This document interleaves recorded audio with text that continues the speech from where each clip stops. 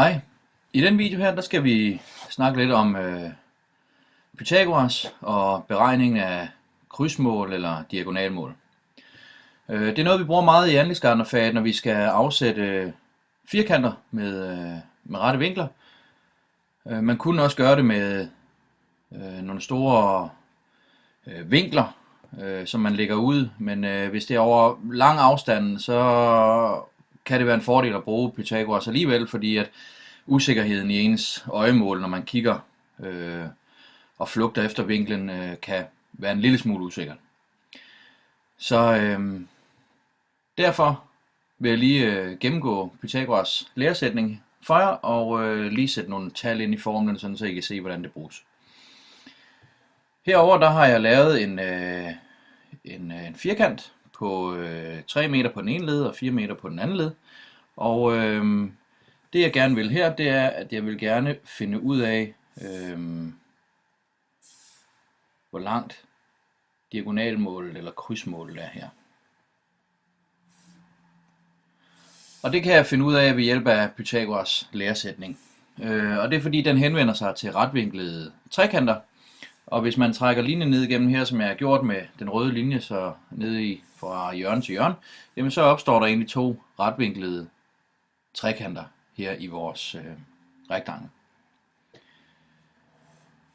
Hvis vi sætter nogle benævnelser på her på vinklerne, så kunne det her nede være vinkel A, og heroppe kunne vi have vinkel B, og her kunne vi have vinkel C, og det vil så være vinkel C, som skal være den retvinklede, og som skal være 90 grader. Linjestykkerne over for de respektive vinkler kalder vi her lille a, som er over for vinklen stor A, og over for vinklen stor B, der har vi linjen lille b, og over for vinklen C, der har vi linjestykket lille c.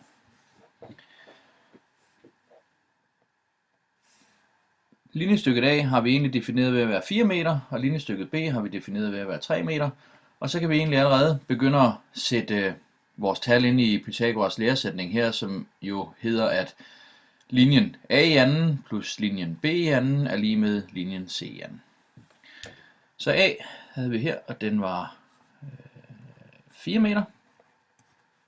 Så 4 i anden plus linjestykket B, som var 3 i anden, det er lige med C i anden. Og nu er det vigtigt lige at få på plads, hvad det vil sige at sætte noget i anden. I anden er ikke at gange med 2. Så 4 i anden, det er ikke 4 gange 2.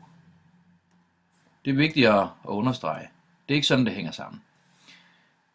4 i anden, det er lige med 4 gange 4. 4 i anden betyder, at firtallet skal ganges med sig selv.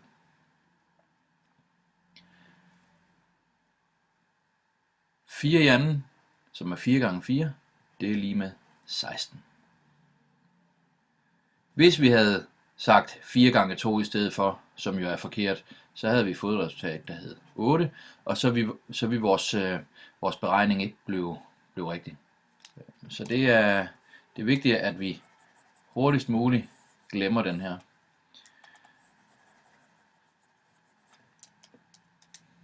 Fire i anden, det var lige med 16, fordi 4 gange 4 er lige med 16.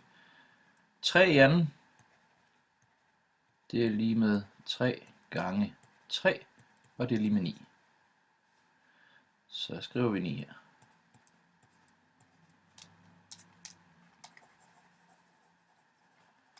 16 plus 9, det er lige med 25, som er lige med C i anden.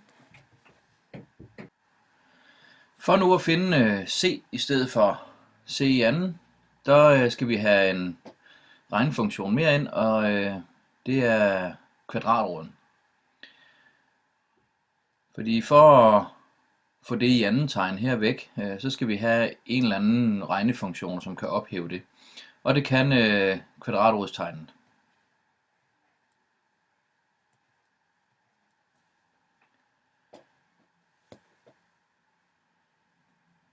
Når man gør en regneoperation på den ene side af lighedstegnet, så skal man huske at gøre det på den anden også.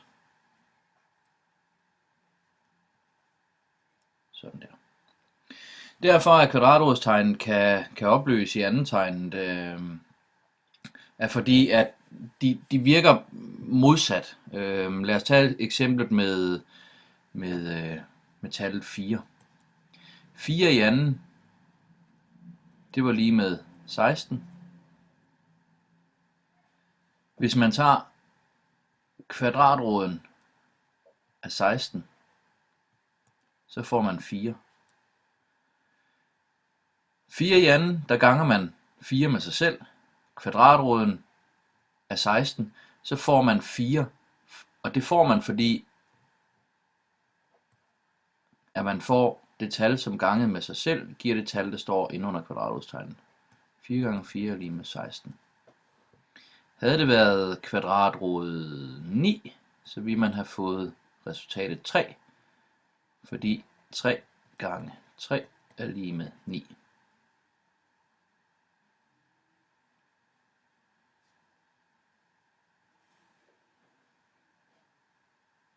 Så derfor, hvis vi skriver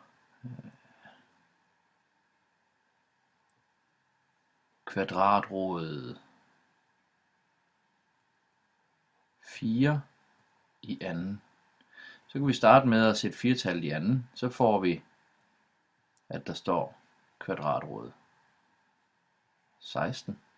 Kvadratroden er 16, det er lige med 4. Og der kan vi så se, at hvis vi gør det her, så får vi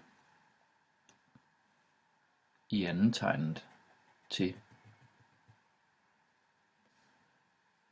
at udligne sig med kvadratrodstegnet. Og så står der bare 4 tilbage. Det er ikke den officielle måde at beskrive det her på, sådan rent matematisk. Det vil jeg ikke lægge skjul på, men hvis bare I kan se ud af beregningerne på den måde her, så er målet sådan set noget.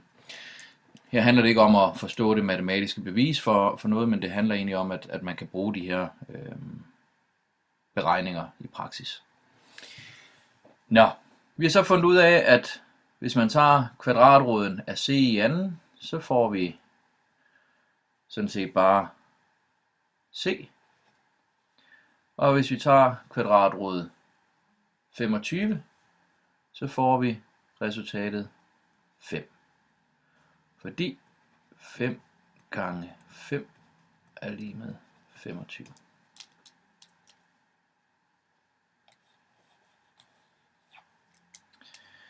Nu har vi så fundet ud af, at linjestykke C er lige med 5 meter.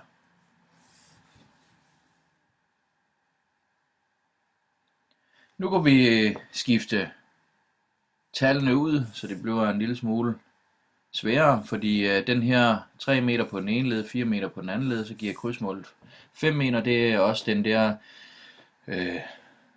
tommelfingerregel eller metode, som vi kalder 3-4-5, når vi hurtigt lige skal kontrollere om en vinkel er ret.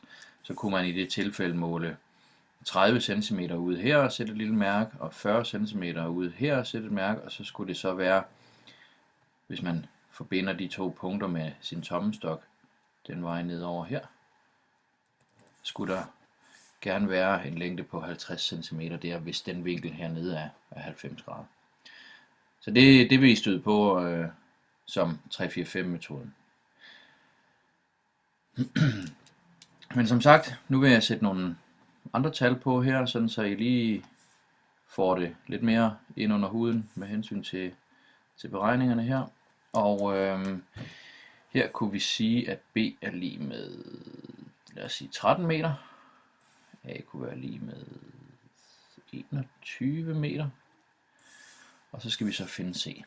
Så det er altså en helt ny beregning, vi skal ud i her. Så vi skal lige de gamle tal herude.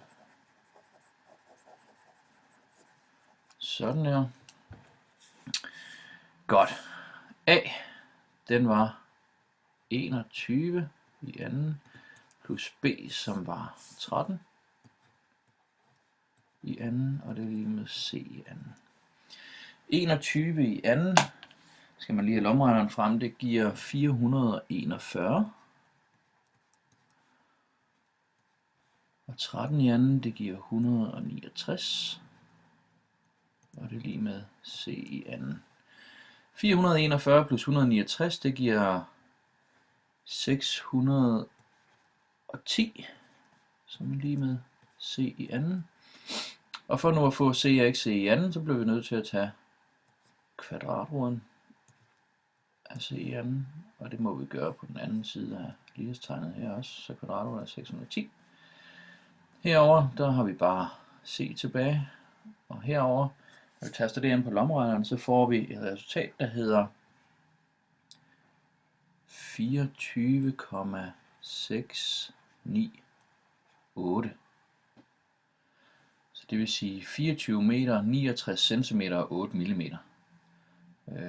Og hvis det var mig, der skulle bruge det her diagonalmål eller krydsmål til at etablere den trekant her, så vil jeg runde op og sige, at linjen C er lige med 24,70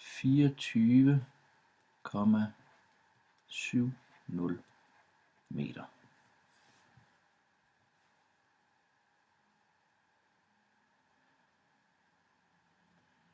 Man kunne også være udsat for, at det ikke er hele tal, som definerer linjestykkerne henholdsvis A og B.